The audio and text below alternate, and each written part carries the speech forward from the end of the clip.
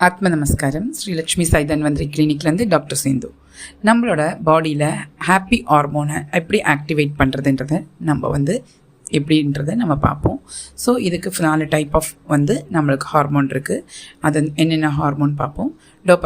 டோப்பமைன்ற hormone நம்மளுக்கு பார்த்திங்கன்னா எதுக்கெல்லாம்னா அது ஒரு ரிவார்ட் மாதிரி. நம்மளுக்கு செல்ஃப் கோல்ஸை நம்ம வச்சுக்கணும். அந்த கோல்ஸை குட்டி குட்டியான கோலாக இருக்கணும்.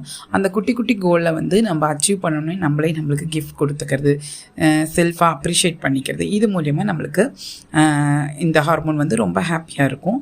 அதே மாதிரி பார்த்தீங்கன்னா செலிப்ரேட் பண்ணணும் ஒவ்வொரு விக்டரி. நீங்கள் ஏதோ ஒரு நல்லா குக் பண்ணுறீங்க, அந்த குக் பண்ணுற ஒரு ஃபுட்டு ரொம்ப நல்லா இருக்குன்னா உங்களே நீங்கள் பாராட்டிக்கிறதுக்கு ஒரு குட்டி கிஃப்ட் உங்களுக்கே வாங்கி கொடுத்து பாராட்டிக்கணும். அதே மாதிரி நல்ல நிம்மதியாக தூங்கணும்.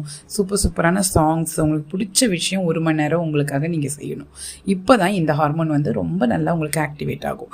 அதே மாதிரி செகண்ட் ஒன் என்ட்ரோஃபைன் ஹார்மோன். பார்த்தீங்கன்னா நேச்சுரலாக நம்மளுக்கு பார்த்தீங்கன்னா மோஸ்ட்லி எதுலேருந்து கிடைக்குதுன்னா எக்ஸசைஸ்லேருந்து தான். ஒரு 30 மினிட்ஸ் எக்ஸசைஸ் அண்ட் லாஃபிங் தெரப்பி இந்த மாதிரி பண்ணும்போது இந்த ஹார்மோன் ரொம்ப உங்களுக்கு பாசிட்டிவாகவே உங்களுக்கு இருக்கும். ஆக்சிடோசின் அப்படின்ற ஹார்மோன் பார்த்தீங்கன்னா லவ் ஹார்மோன்.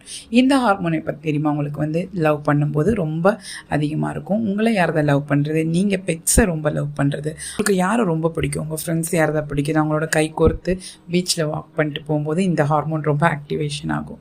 அம்மா அப்பா யாரையும் நீங்கள் ஒரு ஹக் பண்ணி தேங்க் பண்ணுறது, ஹக் பண்ணி விஷ் பண்ணுறது, இந்த மாதிரி பண்ணும்போதும் இந்த ஹார்மோன் ஆக்டிவேட் ஆகும்.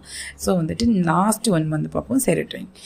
இந்த ஹார்மோன் மூட் ஸ்விங் எல்லாம் நம்மளுக்கு நெகட்டிவாக போகுது அப்படின்னா இந்த ஹார்மோனோட வேலை தாங்க. இந்த ஹார்மோன் நம்மளுக்கு ஹாப்பி ஹார்மோனாக இருக்கணும்னா நம்ம பண்ண வேண்டியது மெடிடேஷன், நேச்சுரல் ஃபுட் சாப்பிட்றது, சன்லைட்டில் நீங்கள் யோகா, சூரிய நமஸ்காரம் பண்ணிக்கிறது, இதெல்லாம் ரொம்ப நல்லது. அப்புறம் சன் பாத் எடுத்துக்கிறது ரொம்ப நல்லது. நேச்சுரல் தெரப்பி பண்ணிக்கிறது ரொம்ப ரொம்ப எஃபெக்டிவாக இருக்கும்.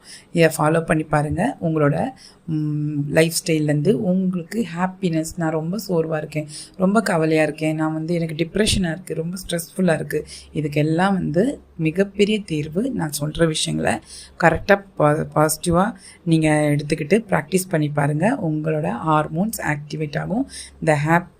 அந்த ஆக்டிவேஷன் உங்கள் பாடியை ரொம்ப நல்லா வச்சுக்கும். தேங்க்யூ. ஆத்ம நமஸ்காரம்.